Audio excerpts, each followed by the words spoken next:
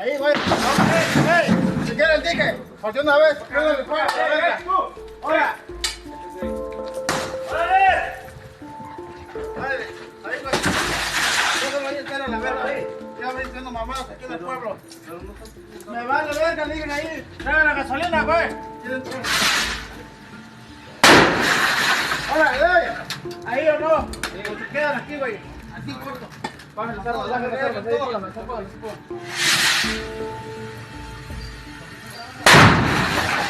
¿Dónde quedó la autoridad cuando 4 policías estatales observan cómo les destrozan la patrulla con cadenas y machetes y ni siquiera se inmutan? No es una pregunta retórica. Es Tlatlaya, Estado de México, en pleno 2025. Un lugar donde el uniforme pesa menos que una piedra y donde la ley se rinde sin decir una sola palabra. Los videos son claros, pero más clara es la humillación institucional.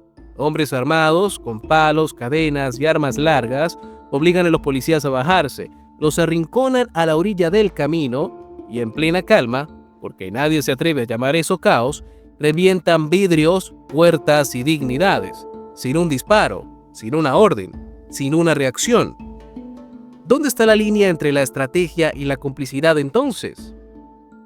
Mientras tanto, las autoridades mexiquenses lanzan con bombo y platillo algo que llaman Operación Liberación, una campaña de cateos y aseguramientos que, en los hechos, ha dejado más policías secuestrados que delincuentes detenidos.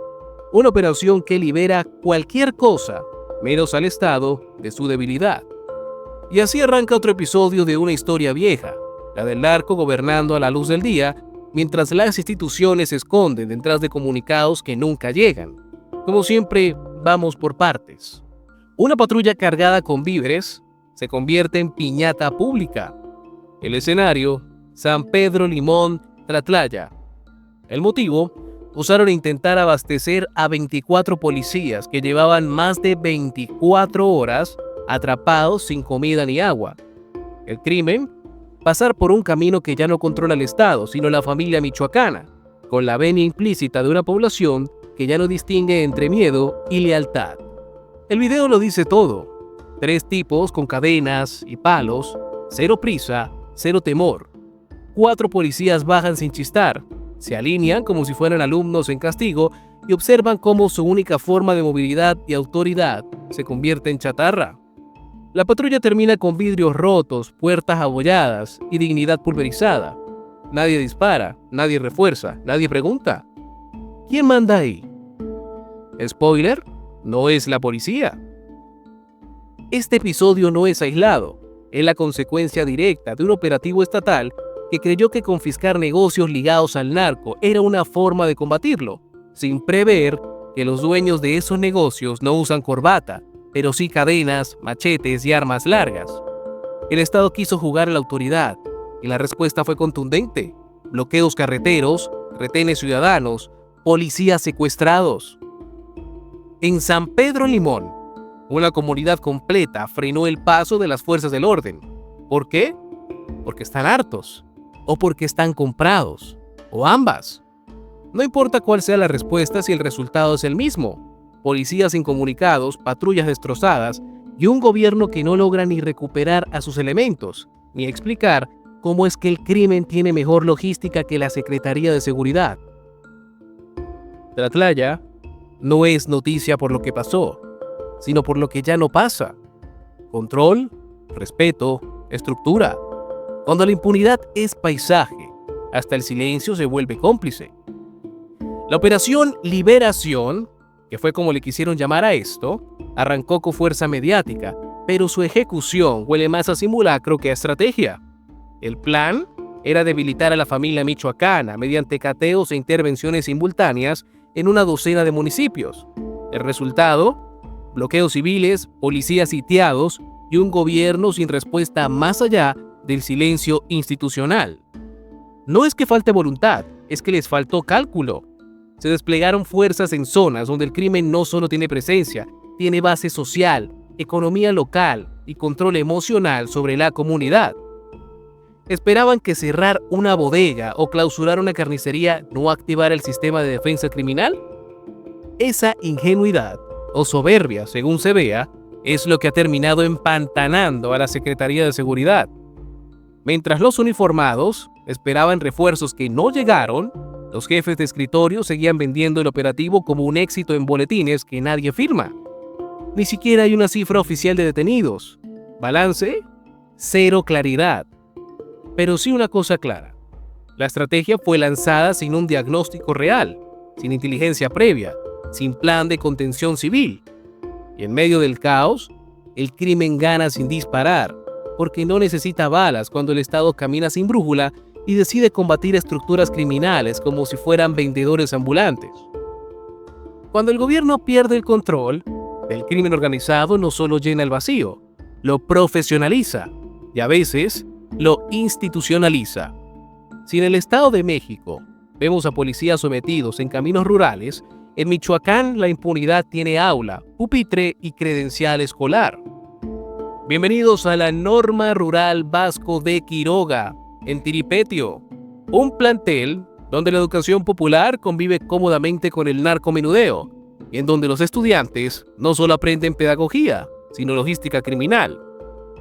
En este sitio el enemigo no es la marginación, sino quien se atreve a romper el pacto interno. Carlos Eduardo Castro Matías, 21 años. Su desaparición encendió protestas. Su cadáver, atado, torturado y ejecutado, las apagó. Lo que parecía una causa de derechos humanos se reveló algo más incómodo. Aparentemente habían redes de venta de droga dentro de la Normal, complicidad estudiantil y un código de silencio más férreo que el de cualquier sindicato. La fiscalía intentó ingresar. Los rechazaron con capuchas, barricadas y el tipo de activismo que se activa solo cuando conviene. Hay 3 detenidos, entre ellos su presunto asesino, un compañero y un mensaje silencioso que retumba. Aquí no se investiga. Aparentemente aquí solo se calla. Tiripetio ya no educa maestros, forma operadores, y la omisión de las autoridades ya no es torpeza, es complicidad diplomática. Ahora avanzamos de tema. En Culiacán, la violencia como siempre ya no sorprende. Lo que sorprende es que aún se finja que hay cuerpos policiales independientes. Resulta que la noche del domingo, un comandante de la policía municipal, la misma que se rumora trabaja para la chapiza, fue emboscado por sicarios armados con rifles de asalto. Él sobrevivió. Lastimosamente, una mujer inocente, no. Se supone que el comandante salía de turno, manejando un Tsuru blanco sin placas, porque en Sinaloa la discreción es más útil que el blindaje. Lo interceptaron en Las Quintas. Más de 100 casquillos quedaron como firma de despedida. Él logró arrastrarse hasta su base, pero Efigenia, esposa de un militar, recibió una bala perdida. Murió minutos después en el hospital. Ella no era el objetivo, pero sí la consecuencia. La escena lo resume todo. Un agente que debería representar al Estado fue atacado como un traidor. Recibió más de 100 disparos y ninguno lo mató. Sin embargo, una mujer civil fue la baja colateral. Y un gobierno que vuelve a prometer justicia con comunicados de plantilla. ¿Quién disparó? ¿Por qué? ¿Para qué? Nadie responde, pero todos saben.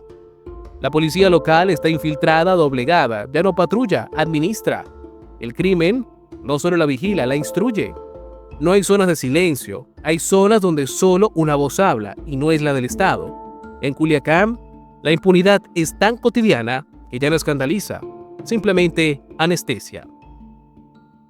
¿Quién protege a quién cuando los jefes policiales caminan al filo de la traición y la ciudadanía paga el precio de cada ajuste de cuentas? Entonces el panorama va así. 3 puntos geográficos, una sola constante, un Estado que simula autoridad mientras delega el control. En el sur del Estado de México, los civiles desarman patrullas sin prisa. En Michoacán, los estudiantes ejecutan traiciones entre libros de pedagogía. En Sinaloa, los comandantes son blanco móvil de sus propios vínculos. La narrativa oficial insiste en operativos estratégicos, en acciones coordinadas y en trabajo interinstitucional. Pero la realidad escribe su propia nota de prensa. Policías abandonados, cuerpos sin justicia, territorios sin ley, el gobierno responde con boletines, porque ya ni los discursos les alcanzan. Y mientras tanto, la sociedad aprende a sobrevivir entre barricadas, retenes o cadáveres, dependiendo del estado o del cartel. El problema no es solo la presencia del crimen, es la ausencia del gobierno. Un estado que ha normalizado su papel de espectador, que tolera zonas capturadas como si fueran accidentes y que negocia gobernabilidad al precio de la impunidad. ¿Qué queda cuando las patrullas no entran, los jueces no juzgan y los maestros venden droga? Queda la sospecha de que el narco no infiltró las instituciones, las reemplazó. Lo hizo sin uniforme, sin elecciones, sin programas de gobierno, pero con resultados: control territorial, lealtad armada y silencio garantizado. El verdadero drama no es que el crimen organizado actúe como Estado, es que el Estado actúe como crimen organizado, opaco, cínico, sin consecuencias. Cada operativo fallido, cada silencio oficial, cada muerte sin justicia es un ladrillo más en esa arquitectura de abandono institucional. Y a este ritmo, el mapa de México no se divide entre estados y municipios, sino entre plazas controladas, territorios liberados y zonas resignadas. Porque cuando ya no queda quien mande, manda quien tenga con qué. Y hoy, el gobierno no tiene ni palabra, ni calle, ni respeto. Solo excusas, solo miedo, solo vacío. Si te gustan nuestras investigaciones, te invitamos a ver más de ellas en nuestro canal. Subimos contenido diariamente. Recuerda que somos Nación y Frontera y estamos aquí para traerte la verdad.